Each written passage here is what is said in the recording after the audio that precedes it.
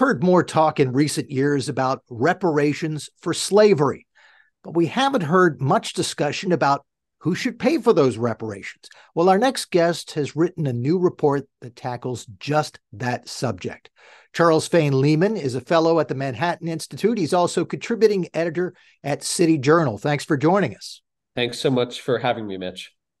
Before we get into the bulk of your study, we could talk for a long time about whether reparations are worthwhile, whether they're a good or a bad idea, but that's not really the subject. You are sort of taking for granted the argument for reparations, at least for the purpose of the study. But then when looking at who should pay for them, it's not as easy an answer as one might expect, is it? No, and my argument in the report is in part that there are lots of different questions that come up in the reparations debate. Are they justified? Who do they go to? How much? And one question that is underattended that is part of this large debate is who pays. And as I observe, from purely a monetary, how much money needs to go into a perspective, the only plausible payer, and most Americans agree, is the U.S. federal government. And that ultimately means the U.S. taxpayer is on the hook. And this, as I observe in the report, raises sort of certain uncomfortable distributional questions that advocates of reparations don't necessarily want to engage with. And in particular, as I observe, the argument for reparations is that there are historical injustices done to Black Americans that require reparations. And one response is many Americans today are descended from people who arrived to the United States following the end of slavery. Most obviously, most Asian Americans, Hispanic Americans are descended from people who arrived following immigration liberalization in 1965. But a large proportion of the white population, I estimate it's upwards of half in the paper, is descended from people who arrived during the first wave of immigration during the late 19th and early 20th century, when millions of people arrived to the United States and had children whose descendants still live today. So, the core argument of the piece is it is unfair to say that those people are equally on the hook for reparations. And once you acknowledge that fact, both the mechanics of who pays gets harder, but also the politics of who pays gets harder.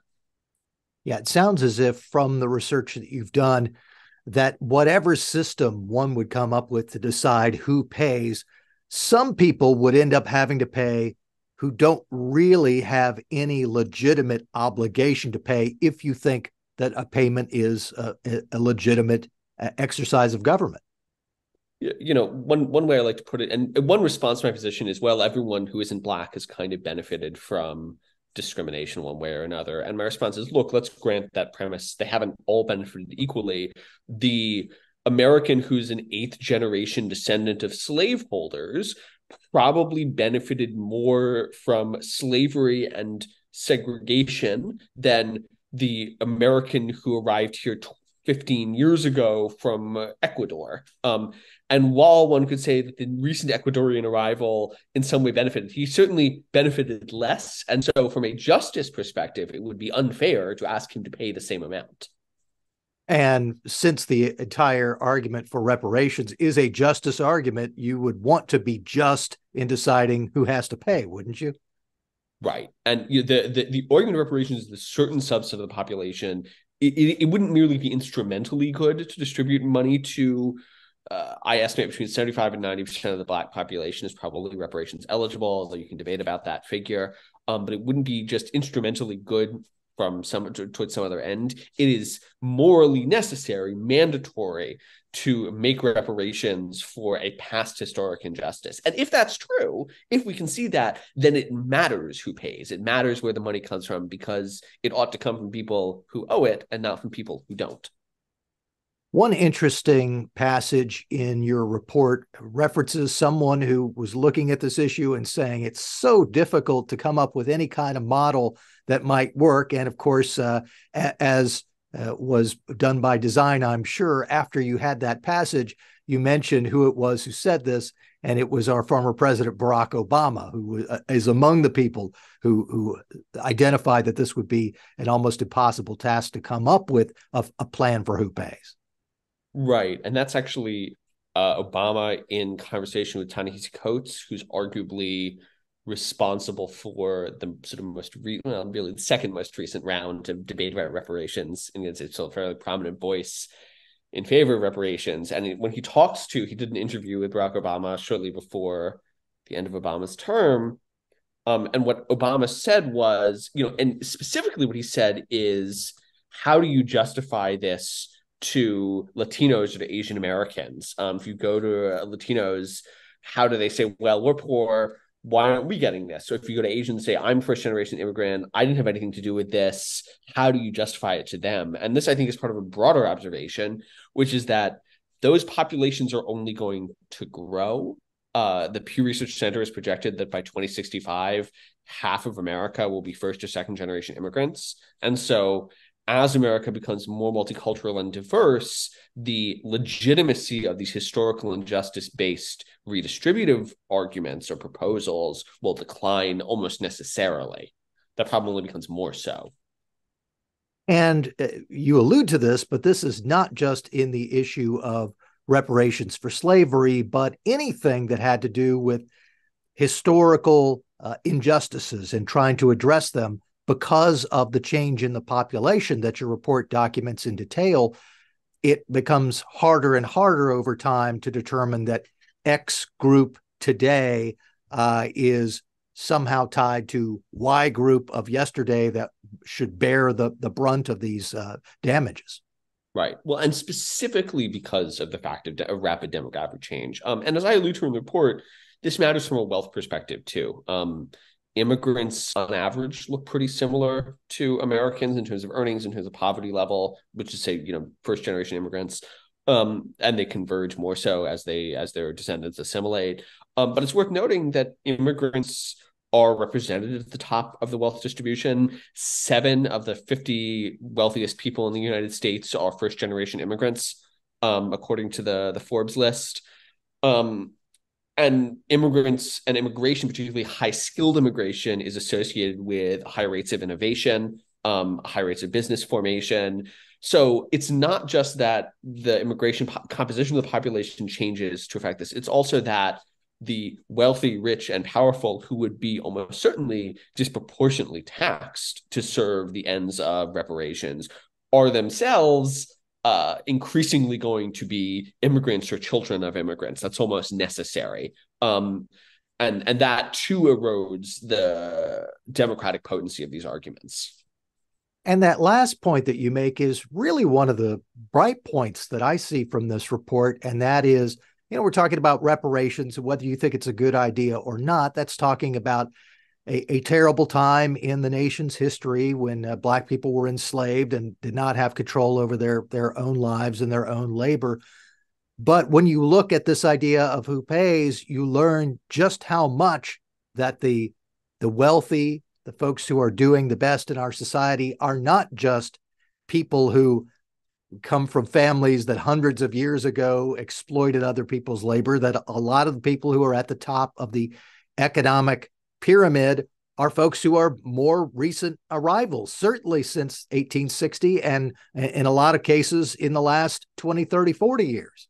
Right. One group that I actually zoom in on is Jewish Americans, which is a group that I'm a member of. And the interesting thing about the Jewish population is that we are disproportionately represented at the in the heights of wealth. A large portion of the top 50 billionaires on the Forbes list are Jewish. And B is that overwhelmingly Jewish Americans arrived to the United States following the end of the Civil War. There are, by best estimates, something like 150 to 200,000 Jews in the United States before the Civil War and the eve of the Civil War. Millions arrive in the ensuing years, and of course they have children, and so overwhelmingly most Jews are descended from that post-Civil War stock. So that's another population where, as I argue in the report, Jewish Americans are plausibly the group most likely to be targeted to pay for a program like reparations, who are themselves least obviously at fault for a crime like slavery. I want to ask you, as we get toward the end of this conversation, I'm sure there are going to be some people who will if they don't read the report, they'll hear what the details are and say, you're making too much of this. White people should pay black people for slavery. But for the people who actually do think this is a good idea and would want to do this correctly, that is reparations, how do you hope this report would inform the debate? Is it basically just going to tell them this is going to be much more difficult than you anticipate? I would say two things. One is, yes, it is a much thornier problem than people anticipate. And I think this becomes apparent when you start to think about reparations. There are lots of levels in which this is true. How do you prove that Black people are descended from slaves? We did not keep good records of slave genealogy because we treated enslaved people as less than human. It's one of the evils of slavery. But this makes identification very challenging. That's just one example of the many thorny problems associated with reparations. That's one thing. But the second one is that, the sort of deeper political argument, which is that historical injustice-based redistributive arguments are always going to create this coalitional divide, insofar as there's a coalition between Black Americans, particularly Black Americans who think reparations is a viable idea, and more recent arrivals, Hispanics, Asians, other immigrant groups.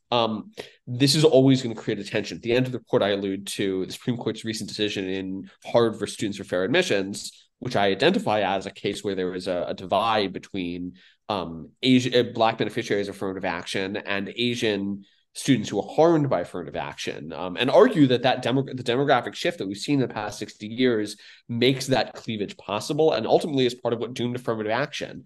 I think that such divisions are only going to become more relevant, and pressing on those divisions in the service of an otherwise unreasonable and potentially very damaging goal, like transferring $15 trillion from one group to another, probably does not serve short or medium-term political interests. Well, the report is titled Who Pays for Reparations? It's put out by the Manhattan Institute, which you can find at manhattan.institute. Its author is Charles Fane Lehman. He is a fellow at the Manhattan Institute and contributing editor to City Journal. Thanks so much for joining us. Absolutely. Thank you.